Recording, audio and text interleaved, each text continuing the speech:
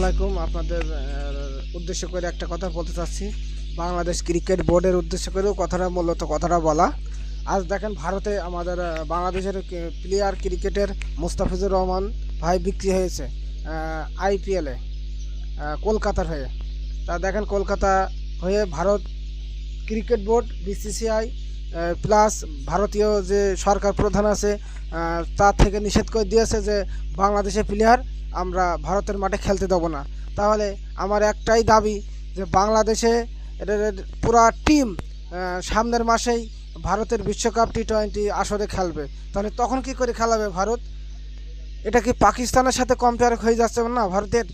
তা আমরাই এতটুকুই বলবো যে বাংলাদেশ ক্রিকেট বোর্ডের বাংলাদেশ সরকারের আমার আমার তরফ থেকে যে যেন ভারতীয় ও মাঠে আমার বাংলাদেশ দল জাতীয় দল যেন না যায়। পাকিস্তানের মতো বিকল্প কোনো ভেন্যু কোনো মাঠ খুঁজে বের করে সেই মাঠে যেন ক্রিকেট খেলাই। এতটুকুই ধন্যবাদ আমার বাংলাদেশ ক্রিকেট বোর্ডের কাছে, এতটুকুই।